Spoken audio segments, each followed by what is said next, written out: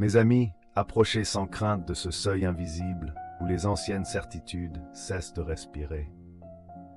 La mort de Dieu n'est pas un cri de triomphe ni une provocation intellectuelle, mais un silence qui s'installe lentement au fond de l'âme. Regardez en vous-même et écoutez ce vide qui murmure. Là où autrefois une voix divine dictait le sens, il n'y a plus qu'un écho lointain, une chambre creuse où résonnent nos propres questions. Ce silence n'est pas une absence neutre, il pèse, il exige, il confronte. Beaucoup fuient ce moment, car il révèle que nous sommes désormais seuls face à l'énigme de l'existence. Pourtant, c'est dans cette solitude que commence la véritable responsabilité. Lorsque plus rien ne garantit nos valeurs, chaque pensée devient un acte créateur ou destructeur. Le silence intérieur n'est pas une punition, mais une invitation austère, celle de devenir l'auteur de son propre sens, sans filet, sans promesse de rédemption extérieure. Mes amis, lorsque ce silence s'installe, ne cherchez pas à le comprendre avec des concepts froids. Regardez en vous-même. La nihilité n'est pas une idée abstraite, elle est une expérience viscérale. Elle se manifeste dans la lassitude du matin, dans l'impression que les gestes se répètent sans raison, dans ce poids diffus qui rend le monde soudain plat et sans saveur. Le nihilisme véritable n'est pas crié dans les livres, il est vécu dans le corps. Il se cache dans l'ennui profond, dans la perte de désir, dans la sensation que même la souffrance a perdu sa grandeur tragique.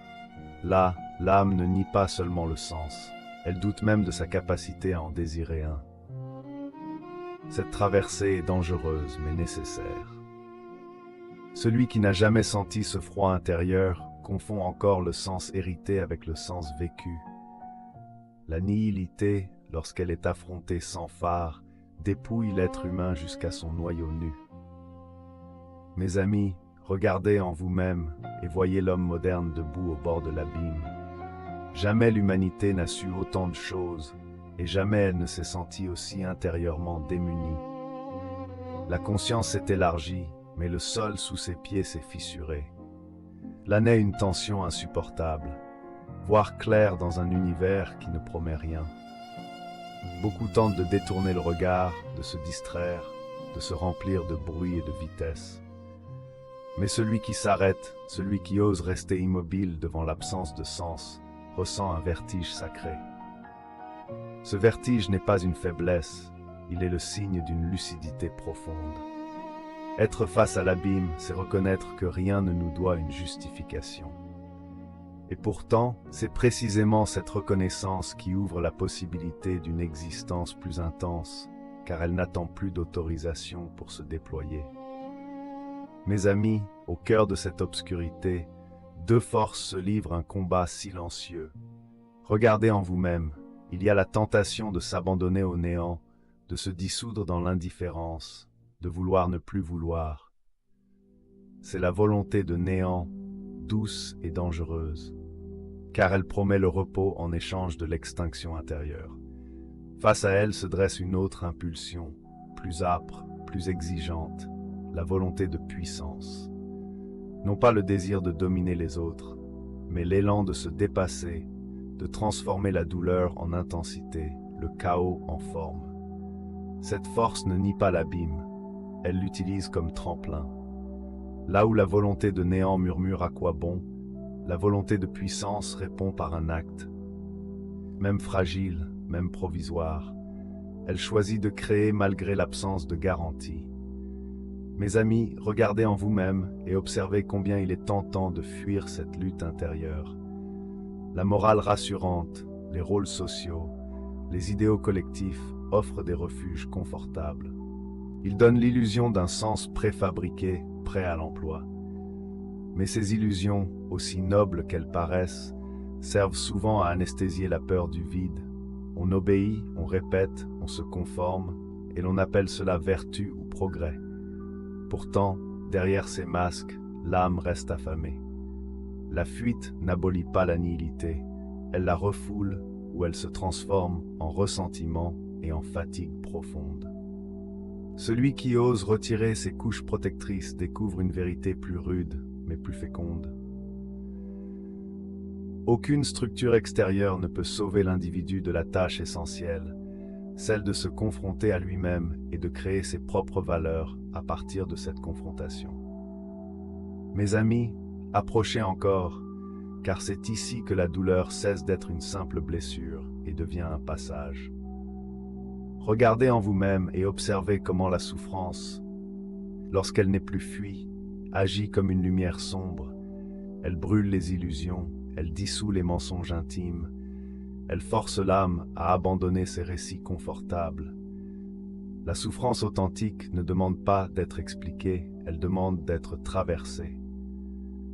Dans cette traversée, quelque chose se révèle, non pas une vérité rassurante, mais une vérité nue. Celui qui accepte de rester présent à sa douleur découvre qu'elle n'est pas l'ennemi de la vie, mais son aiguillon.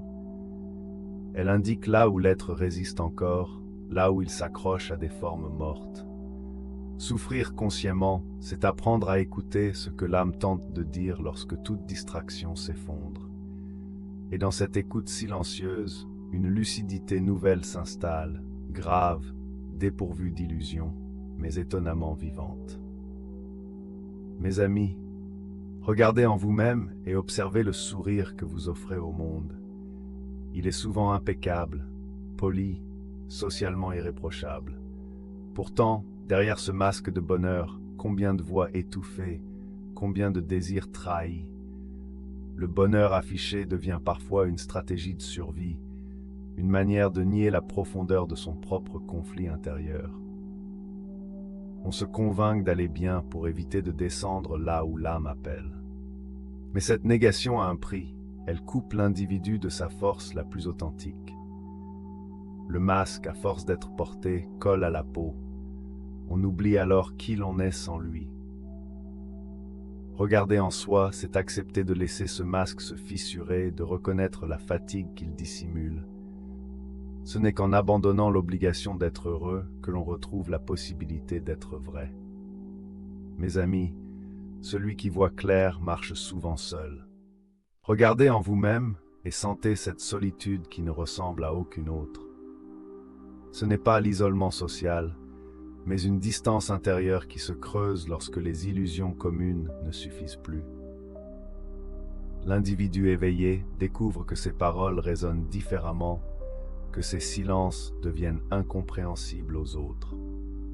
Cette solitude métaphysique n'est ni une malédiction, ni un privilège. Elle est la conséquence naturelle de la lucidité. Là où le monde cherche l'anesthésie, l'âme lucide cherche la profondeur. Cette séparation peut faire peur, car elle prive de la chaleur du troupeau. Pourtant, c'est dans cette solitude que l'être humain apprend à se tenir debout par lui-même. Elle devient un espace sacré, où la pensée respire librement et où l'âme cesse de se trahir pour être acceptée. Mes amis, regardez en vous-même et osez contempler ce qui doit être détruit. La destruction intérieure n'est pas un échec, mais un rite silencieux. Les anciennes valeurs, les identités héritées, les certitudes usées doivent parfois s'effondrer pour libérer une énergie nouvelle. Cette phase est souvent vécue comme un chaos, une perte de repères, une nuit prolongée. Pourtant, rien de vivant ne naît sans cette désagrégation préalable. Détruire en soi, ce n'est pas se nier, c'est refuser de rester figé. Lorsque les structures anciennes tombent, un espace s'ouvre. Cet espace fait peur, car il est vide. Mais c'est précisément dans ce vide que la création devient possible. Là, l'individu cesse de répéter et commence à engendrer. Mes amis, enfin, regardez en vous-même et posez la question ultime. Pouvez-vous dire oui à l'existence telle qu'elle est, sans promesse de salut, sans garantie de sens ultime? L'affirmation tragique de la vie ne nie ni la douleur ni l'abîme, elle les inclut. Dire oui ici, ce n'est pas espérer une réconciliation finale, mais embrasser la tension elle-même. C'est choisir de vivre intensément dans un monde qui ne fournit pas de réponse définitive. Cette affirmation n'est ni joyeuse ni désespérée, Elle est grave, lucide, profondément engagée. Elle transforme la nihilité en fondement, non en obstacle. Là, l'être cesse de demander pourquoi il existe et commence à exister comme une œuvre en devenir, façonnée à chaque instant par le courage de regarder l'abîme et d'y répondre par la vie.